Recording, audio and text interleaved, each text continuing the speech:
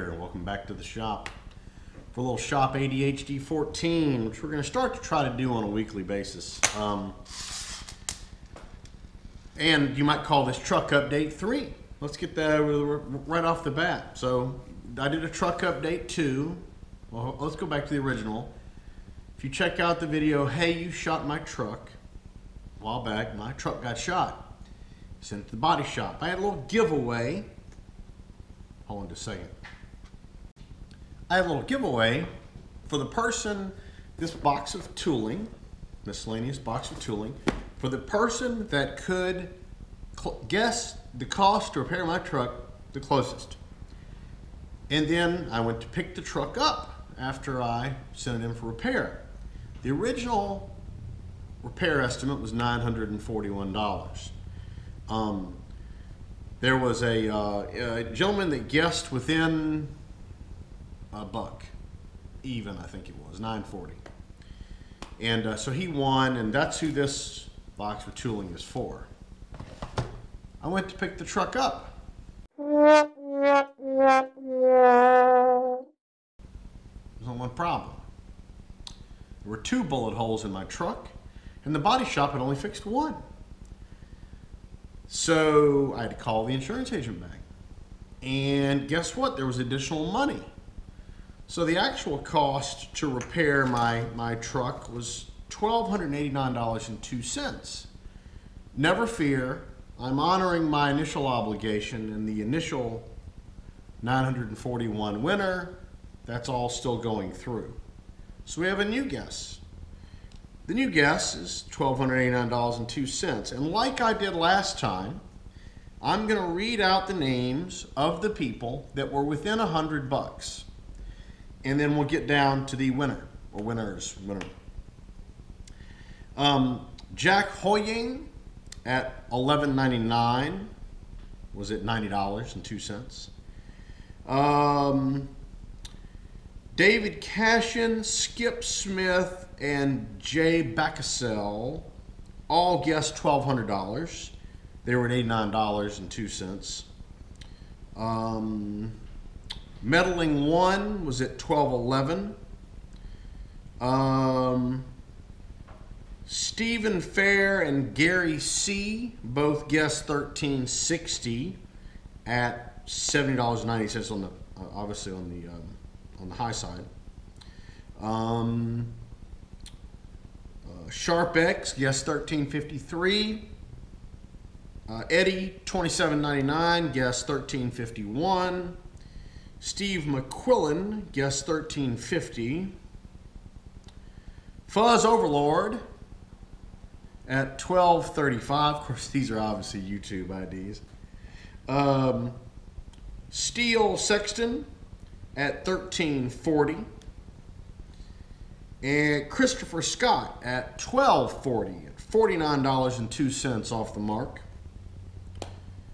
Andrew Mack, AAR, and Joe Hale, all at $12.50, were $39.02 off the mark. Nutty for Nissan at $12.60.33 was $28.69 off the mark, and tied for first place.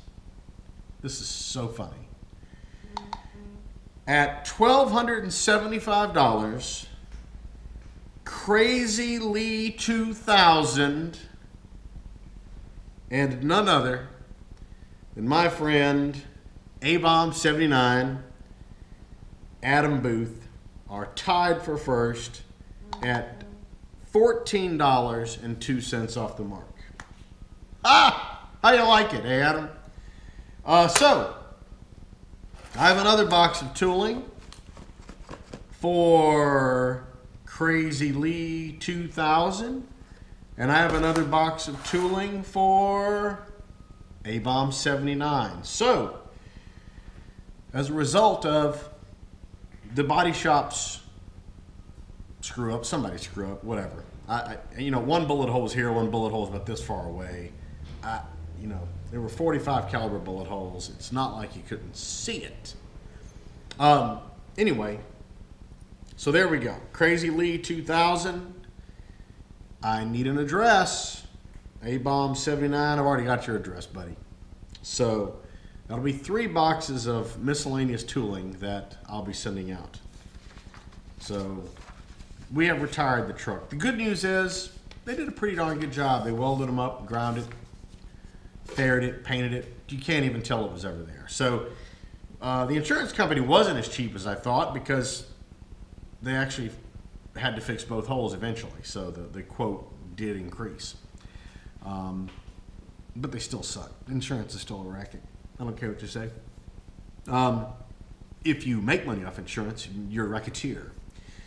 So still working on the power feed adaptation. Here is the little cover that I made. I made this to slip in place of the hand wheel. We'll be doing a little follow-up video on that here soon. This little cover, and then I made a spacer to space out the handle. A viewer wrote in and suggested that I make sure that there's plenty of room between the handle and the housing. Because if it's tight and you get your fingers in there and this thing's on power feed, you're going to injure yourself. And supposedly one of his friends had broken some phalanges in the process. So yes, we're going to be completing that up soon. Someone, another viewer, rightly pointed out on a post on my Facebook page that I was kind of adapting the old and the new, adapting, new technologies and blending them together, and that's really kind of what it is, and it's kind of fun. It's pretty fun. So anyway, look for a video soon on that. Look for me to find something to clean my hands on.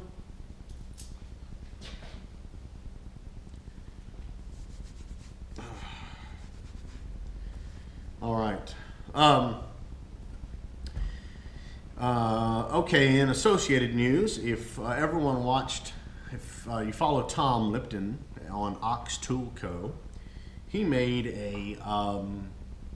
did a recent video on a indicator holder prototype for a little Noga indicator arm, and it looked like this. I did a drawing for his original prototype, link down below if you want it, and I printed one out. His indicator arm, he had a Noga indicator arm, a little arm that took the threaded M6x1, and this is my Noga centering arm. Let's get it in here where you can see it. Whoop. There you go. It is a part number 99. There you go. You guys can read it. There's the part number. All right. 99001-054, and it's called a centering arm. Well, this is designed to go in a spindle. Here's the little spigot here that you actually throw up in a collet. And then it's got the Noga multi-size, dovetail, fine adjust head on the end.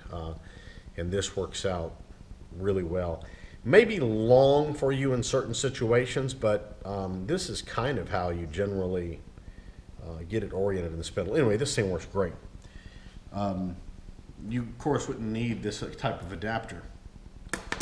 But anyway, I took Tom's dimensions, I drew it up true to his dimensions, and then I 3D printed it. And one of the things about 3D printing is it's kind of like casting, except instead of shrinkage, there's growth, at least on my machine. I realize on different machines, different calibrations, this may be different.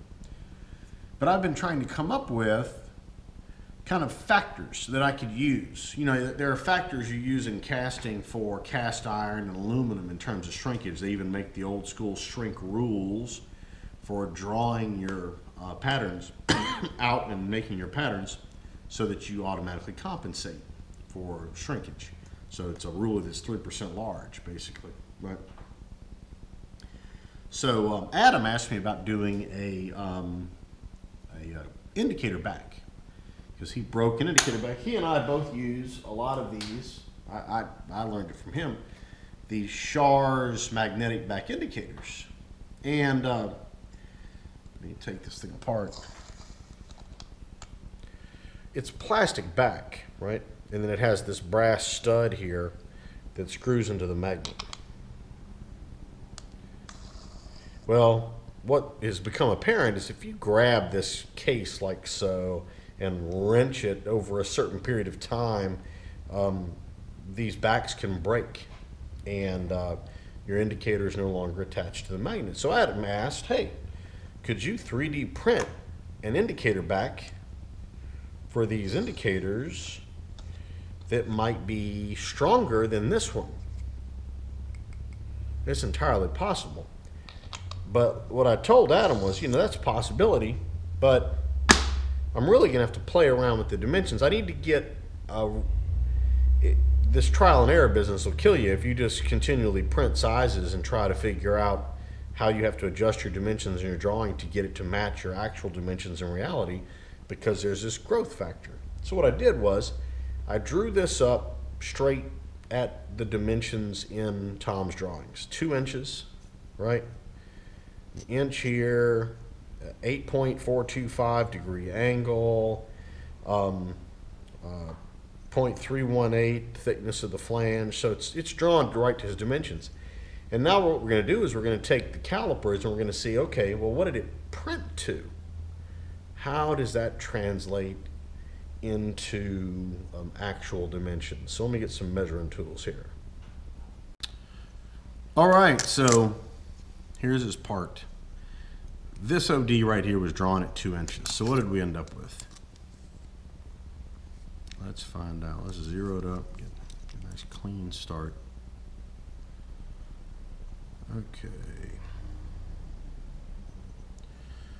We ended up with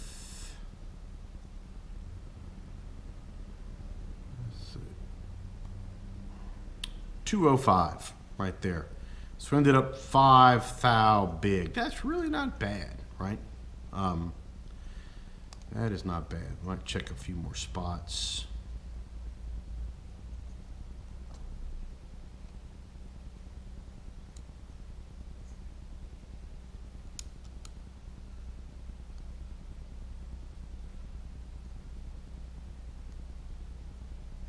Okay, that actually measures 2 even right there. So it's not only is it a little bit large, but it's a somewhat rough surface. See if you can see that. It's somewhat rough surface. It's not real regular. There's little bumps and stuff in there from the way the plastic lays down. But we are a little oversized. The part that's really been tough is ID holes. ID holes seem to close up quite a lot. I printed this spacer right here to space that handle with a printed ID of 0.625. And I had to cut it in order to get it there, because when I originally measured it, it says it was 0.625, 626 right there. When I originally measured it, it was 600. So I was 25,000 small on that diameter. So, you know, 12,500 on the radius. So let's see about the thickness of this flange. This was drawn at 0.318. Boy, that's a big difference there. Oh, excuse me, not 318. It was drawn at 0.38. And I'm about 3,000 thick there, 2,000 thick there, 6,000 thick there, 2,000 thick, 5,000 thick. So again, it's not terribly regular, but I mean, you know, still it's really not bad. This ID was drawn at a 1/2 inch. Now, IDs have been where I've seen the biggest differences. So let's see what we got here for a 1/2 inch. Okay, I'm at 485 there, 15 thousandths, 476. Oh, that's really tight. 460, 486. So again, check it out. It's not real regular. It's irregular, and it's got, you know, definitely got some surface texture to it. I will tell you, it cuts great. I chucked this little piece up in here in the lathe and ran a boring bar through to get that 625, and it just is just a fantastic finish. Cuts really well. The trick here is, of course, if you go to cutting on a surface, which we're going to cut on this here in just a second, just to see how it cleans up. If you go to cutting on a surface, the solid perimeter around the exterior of the part is only so many layers thick. If you have your layers set, say, at 17 thousandths, and your perimeter would be in some kind of multiple of that. So if you set your parts up to have a perimeter of 2 solid layers, well then you know you've got what that would be 34 thousandths to work with, right? Well, if you cut off more than 30, if you cut through that solid perimeter, you're going to get into the infill area, which is infill percentage, and it's going to really look like crap. So what we're going to do right now is we're going to chuck this up in the lathe. And all right, we're chucked up here. Oops.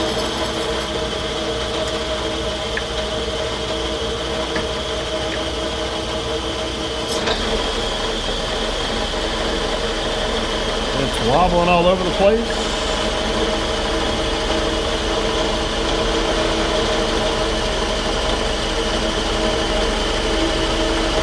Let's see if we can take this little very light facing cut.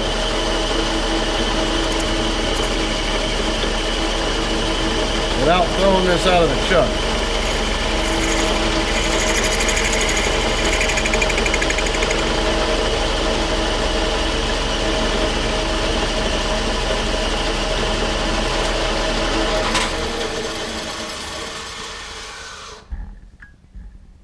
Well,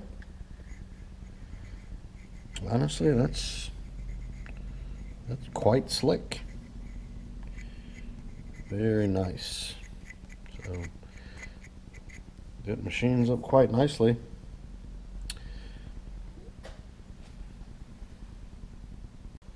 So there you go. It cuts very nicely. Leaves a very nice, slick surface finish. So as far as mixed mode, printing something out and then machining some surfaces, no problem there. I'm gonna do a project here real soon. It's another kind of future video here. Let me get a part and show you what we're gonna do. So what we got here is we got an electronics enclosure. As everybody probably knows, I do a lot of automation, data collection, instrumentation work. And what I'll need to do, I need to drill the back of several of these, quite a few of these, for machine screws to put a DIN rail mount on this back so that this whole enclosure can click down to a DIN rail, mount on a DIN rail.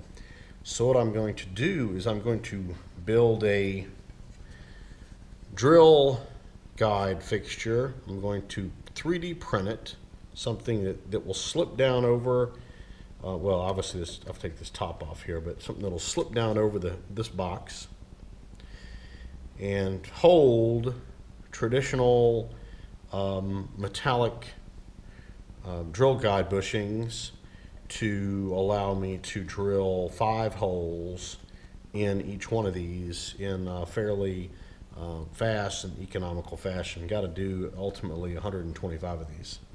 So that's going to be a mixed mode project that's coming up. That's going to be both traditional metalworking and combining that with additive manufacturing or 3D printing. So a viewer from San Francisco went to the CES show. I'm not going to use his name because I don't know if he wants me to use his name, but use his first name, Chris, from San Francisco, went to the CES show, went to the Lulzbot booth, and told them about my finger. By the way, here's the healing portion of the finger. Yeah, it's coming along. Told them about my videos, told them about my slicing my finger wide open. And they gave him a Lulzbot t-shirt to give to me with the Lulzbot octopus there on the back. So I'm excited about that. You'll be seeing that in a video real soon. My 3D printer, just review, is a Lulzbot TAZ 4. Link down below. I have been very pleased with it. It is my first adventure into 3D printing, and I've been having a blast with it. Everybody get one of these. The potential is really only limited by your imagination. So I like this right here, Tom's magnetic spindle adapter. I don't have any big high power neodymium rare earth magnets, but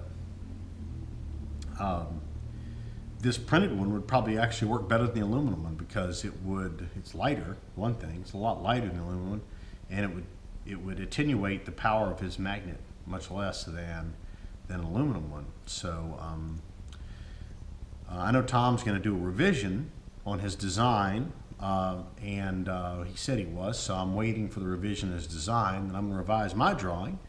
I'm going to print out another one of those at his secondary design and try it again. This is kind of a comparison in manufacturing techniques. Tom's designing this. I'm not taking any credit away from Tom. This is his design. And I am going to manufacture the same device, but I'm going to use 3D printing as the primary manufacturing technique instead of machining this out of a block of aluminum. So, and we'll see how they end up, how they work. Maybe I can even send this to Tom, and Tom can do a side-by-side comparison of the finished product. I think that'd be educational for everybody. And I can't think of anybody that could really do that comparison better than Tom anyway. So there you go. Camera mounts. I've been getting a lot of questions about people that want camera mounts. So I'm getting, like I said, I'm getting a lot of calls about camera mounts. People want camera mounts. This is version 6, which is the tab-free slip fit. This is good for a GoPro 4, GoPro 3, pretty much any variety, I believe. The GoPro 3 Plus. Got the cutout for the speaker. Works great. Comes with an insert in the bottom and an insert in the back. So if you want a camera mount, okay, with your name on it, there's room for 10 letters across the front. 10 letters. If you want a camera mount, hit my PayPal account with a 20. I will print your camera mount with the 10 letters that you specify, and I will ship it to you included via my favorite shipping service, Priority Mail, flat rate, little box, right? So there you go. And here's 2 that are going out. So that's 20 bucks compared to 35 bucks for the GoPro frame, which is a relative piece of junk. I've already broken one of those, and I haven't put any hard use on it at all. So anyway, I had no idea that people were going to call me and actually want a camera mount. So this is kind of a surprise that people are wanting these mounts. You get it in any color that you want. It's whatever color I happen to be printing at the time. Probably that green. And then we can go from there. And anyway, so like I said, look for a video on the drill guide. Look for a video on finishing up the power feed here, which is very close to being done. It's going to be a rather short video. Where's my piece of paper? Whoop. Here we go. And Crazy Lee 2000 and A-Bomb 79. I'll be emailing Crazy Lee. You guys have boxes of miscellaneous tooling guaranteed to include a dozen 5/16 by 24 spiral point taps.